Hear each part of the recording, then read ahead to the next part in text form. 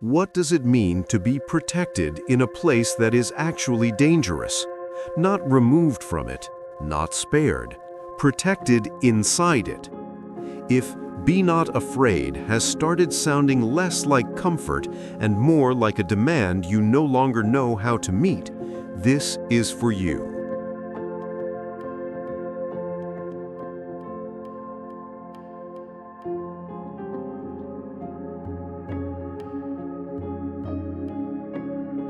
Marta suits up at the tailgate of a battered vehicle. Her hands move through the ritual of the vest's fastenings with practiced, automatic precision. The zip, the side buckle, the chest plates click. Each hand knows its task and performs it without her face's involvement. Marta walks a pale dust road toward an orange-taped field. The mine detector sweep covers a 3-meter corridor per pass. Marta has measured her world this way for 19 years. 3 meters wide, grid-referenced, documented in handwriting that has never once been excited. The field is gold in the late-season light, the grasses dry enough to hiss against her shin guards as she moves. She does not look at the gold.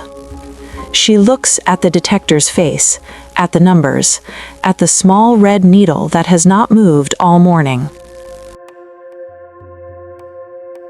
The field belonged to a family who grew sunflowers here before the conflict. They want it back.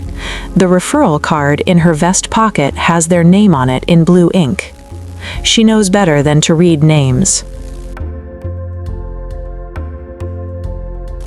The weight she carries is not the equipment. 42 pounds of vest detector kit. The weight is older. 3 months ago, in a field not unlike this one, her partner Ivo stepped outside their working corridor by 11 centimeters. She knows this because she measured afterward, the way you measure everything afterward. She did not watch him step. She was filing the grid notation when the sound came. He is alive. This is what everyone says, and it is true, and it matters less to her than it should. What the explosion took was not Ivo. It was her certainty, her trust in the corridor, her faith that the 3 meters she walks are different from the 3 meters beside them. That cleared means safe, that the training holds, that the architecture of what she knows is load-bearing. She walks, because the body is a better instrument than the mind for continuing. The detector face, the needle resting, 3 meters wide, and everything outside 3 meters is not her problem, and she believes this the way you believe in a map after the terrain has disagreed with it. She stops. Not for any technical reason, the detector has given no signal. She stops because she almost put her boot through something. She looks down. A web. An orb-weaver's, spanning between 2 dry stalks of grass, so thin and apparently frail that a child's breath should bring them flat. The web is the size of a dinner plate.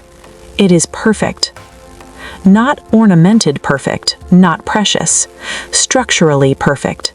The radial lines equidistant, the spiral of capture silk wound without hesitation from the center outward.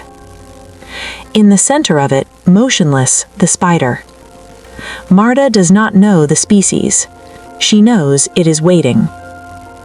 The stalks bend slightly in the morning movement of air. The web adjusts to each bend and returns. The spider does not brace. It does not grip harder. It remains at center, and the center holds, and the motion passes through, and the web is unchanged. Marta breathes. It is the first time she has noticed herself breathing in 3 months. Here is what the spider does not do. It does not leave. The field is open. Nothing prevents its departure, and nothing in its behavior acknowledges departure as a possibility.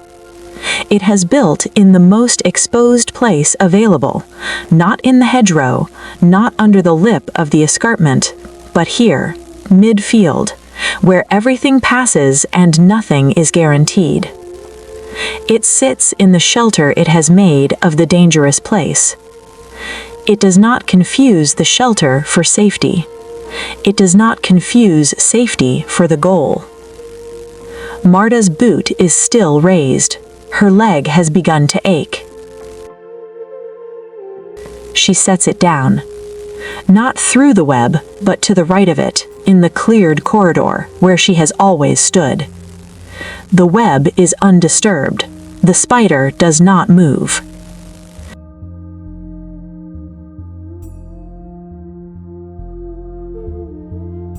She lifts the detector. She takes the next step. It costs her something. She feels it as a physical thing, the way putting weight on a healing ankle costs you, and she takes it anyway. And the ground holds. And she takes another, and that holds too. She does not stop trembling entirely, but the trembling becomes something else. A quality of attention. Her eyes are different now, still reading the detector face, but underneath the reading, something open. Something that was closed for 3 months and is not closed anymore. At the field's far boundary, she turns and looks back at where she walked. The path through the gold grasses, the faint double line of her footprints in the dry earth, the point where she stopped. She cannot see the web from here. She knows it is there. The web, still there, the morning light along each thread, the spider at center, the center holding. The footprints in the red soil passing by without touching it. There is a shelter that is not the same as safe. There is a dwelling that is not the same as distance. She has been living in the dangerous place. She has been living there for 19 years. The web holds its light.